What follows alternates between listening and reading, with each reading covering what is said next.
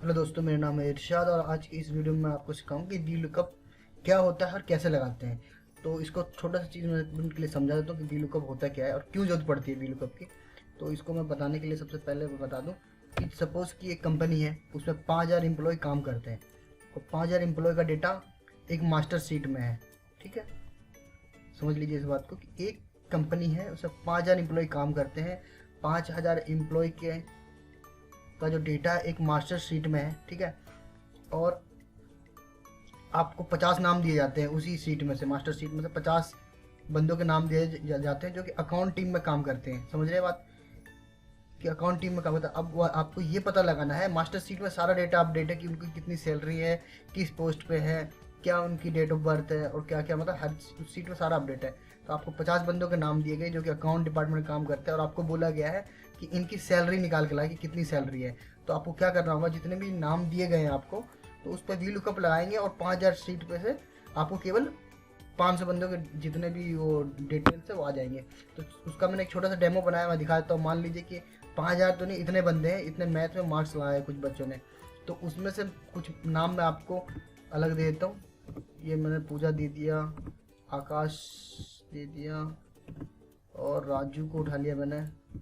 एक बंदा और उठा लेते हैं, हम रमेश को उठा लेते हैं। ठीक है, ठीक है। तो यहाँ पर हमें एक दूसरा यहाँ पर नेम दिया गया और हमें बोला गया है इन बच्चों के मैथ के मार्क्स ले जाओ। मैथ के मार्क्स, मैथ में इनके कितने मार्क है। तो अब इसके जो अंक पता लगाने के लिए क्या करना होगा, सबसे पहले तो अब वी लुकअप लगाएंगे। वी लुकअप होता ही इसीलिए है। तो अब एक मिनट के लिए मान ली कि ये मास्टर शीट है, यहाँ तो कुल कितने नाम है, यहाँ पर केवल 7 नाम है। सपोज कि 1000-2000 नाम होता है, उनमें से हमें 5 बंदों के नाम निकालने होते तो भी हम वी लुकअप से निकाल सकते थे। तो चलिए हम वी लुकअप लगा लेते हैं, क्या होता है कैसे लगाते हैं। तो सबसे पहले आपको करना है इक्वल टू, उसके बाद लिखना है वी। वी लिखते ही वी एल लिखते ही आ जाएगा वी लुकअप। आ गया, जो दिख रहा है जैसे ही आ जाए आप उसके बाद को क्या करना है, टैब दबाना है।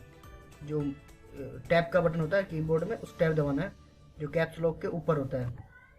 फिर से लगाता हूँ यहाँ पे इक्वल टू वी एल और फिर टैब दबाना है। टैब दबाने के बाद अब आपको देखना कि आपको कभी वी लुकअप को रट्टा नहीं मारना। एक चीज़ पहले बता दूं, आपको रट्टा नहीं मारना। आपको नीचे का चीज़ देखना कि लुकअप वैल्यू बोल रहा है, अभी लुकअप वैल्यू बोल रहा है, फिर कॉमा लगाते टैब एरे बोलेगा, उसके बाद कॉलम इंडेक्स नंबर बोलेगा, फिर रेंज लुकअप बोलेगा। तो आपको कभी रट्टा नहीं मारना। अब लुकअप वैल्यू क्या होता है, वो वैल्यू जिस वैल्यू को आप वहाँ से लाना चाहते हैं। यानी कि हम रमेश को वहाँ से लाना चाहते हैं, रमेश की वैल्यू को, तो हम रमेश पे क्लिक कर देंगे। तो हमने लुकअप वैल्यू ले लिया। ठीक है, और इसके बाद हम कॉमा लगा लेंगे। ठीक है, देख लीजिए मैंने कॉमा लगा लिया। उसके बाद बोला टेबल एरे। टेबल एरे मतलब जहाँ से आप डेटा लाना चाहते हो वो वाला टेबल, जहाँ से आप डेटा लाना चाहते हैं जो भी शीट पे है जहाँ पर भी है वो वाला टेबल एरे। और टेबल एरे क्या होता है, पूरा A to Z लेके आना होता है आपको। तो इसको हम पूरा का पूरा यूँ सिलेक्ट कर लेंगे और इसके बाद ये दिख रहा है आपको D1 E8 तक ले लिया, D1 से E8 तक ले लिया। उसके बाद क्या करना है, आपको F4 दबाना है। F4, जो F4 ऊपर है, जो F1 F2 F3 की जो सीरीज चलती है कीबोर्ड के ऊपर, वहाँ F4 दबाना। और ये बात हमेशा याद रखिए कि हम इसको F4 दबा के फिक्स कर देंगे। सिलेक्ट करना है इसको इस तरह से और जितना यह है, और F4 दबा के फिक्स कर देंगे। डॉलर डॉलर लग गया सबके सामने, ये फिक्स हो गया। ठीक है, अभी मैं बताऊंगा अगर फिक्स नहीं करेंगे तो क्या प्रॉब्लम होगी। ठीक है, तो हमने टेबल ले लिया, उसको फिर कॉमा लगाएंगे। कॉमा लगाते फिर ये हाईलाइट हो जाएगा कॉलम इंडेक्स नंबर। तो हम यहाँ देख रहे हैं कि जो रमेश लिखा हुआ है जो नाम है पहले पे है और मैथ का मार्क्स है जो दूसरे पे है। ठीक है ना, हम इसको इस तरह से भी देख सकते हैं। जब हम इसको सिलेक्ट करते हैं तो यहाँ पे 2 लिखा हुआ आता है ऑटोमेटिकली। मैं थोड़ी देर में दिखा दूंगा, दोबारा लगाऊंगा तो। ठीक है, तो पहला तो रमेश हो गया, दूसरा कॉलम में मैथ के मार्क्स हो गए। तो हमें मैथ के मार्क्स लाने तो यहाँ पे लिखेंगे हम 2, उसके बाद फिर लगा देंगे कॉमा। अब आती है बारी कि नेक्स्ट क्या बोल रहा है। नेक्स्ट बोला ट्रू। अब कैसा मिलाना चाहते हो, हम कहना चाहते हैं एग्जैक्ट मिलाए। एग्जैक्ट मतलब बिल्कुल सेम टू सेम हो तो ही मिला के लाए। तो रमेश आ रहा है वहाँ, यहाँ पर नाम और यहाँ पर नाम रमेश रहे, रमेश कुमार रहे तो ना लाए, रमेश रहे तो ही लाए, मतलब ट्रू मैच हो। तो हम यहाँ 0 कर देंगे। 0 करने के बाद इसको हम बंद कर देंगे और एंटर मार देंगे। ठीक है, तो ये हो गया 56। अब हम क्या करेंगे, इस पर जा करके कॉपी करेंगे और इसको कंट्रोल V कर देंगे। अब देख सकते हैं कि बिल्कुल सेम टू सेम रमेश का 56 है और 76 है पूजा का, उसके बाद आकाश का 63 है और राजू का 75 है। तो हम अगर हम इस पर जाकर F2 दबाते हैं, हमें दिख जाएगा कि कैसे कैसे फॉर्मूला हमने लगाया है। इस पर दबा के F2 दबा के देखिए, तो आपको पता लग जाएगा हमने एरे कॉलम ये दबाया था, लुकअप वैल्यू ये लिया है, और दूसरा कॉलम हमने उठाया, उसके बाद 0 लगाया, ये पता लग गया आपको। तो चलिए जल्दी हम फटाफट एक बार और लगा लेते हैं इसको। तो VLOOKUP लगाना बहुत ही आसान है, अगर आपको समझ में आ जाता है। एक बार फिर से मैं लगाना सिखा देता हूँ।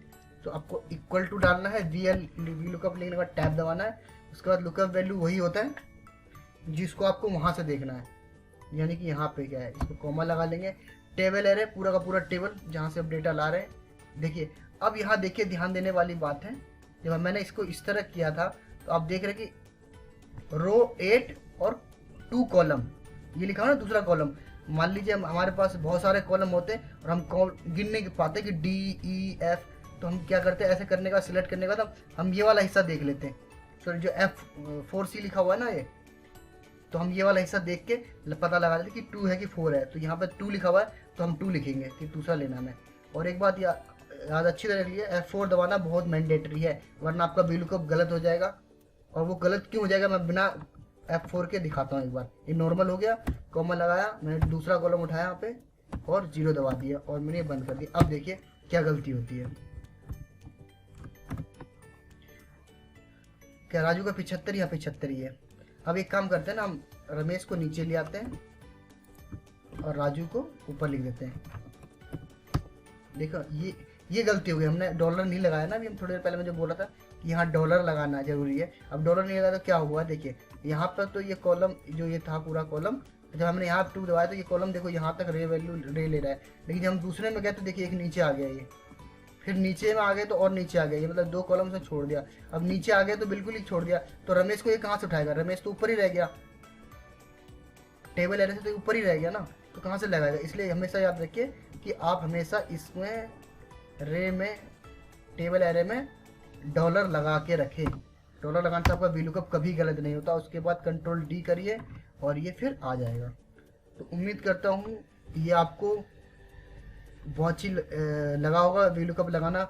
मैं आपको HLOOKUP जो भी जितने भी फॉर्मूले हैं मैं सबको फॉर्मूले बनाना भी सिखाऊंगा, लगाना भी सिखाऊंगा खुद, और सब कुछ करना सिखाऊंगा। आप इस चैनल को सब्सक्राइब कर लीजिए, जुड़ जाइए इसके साथ। मैंने इस चैनल माई क्लासरूम से स्टार्ट किया है। पहले मेरे चैनल का नाम था एक्सेल क्लासेस, मेरा ओल्ड नाम था इसका, मैंने एक्सेल क्लासेस रखा था।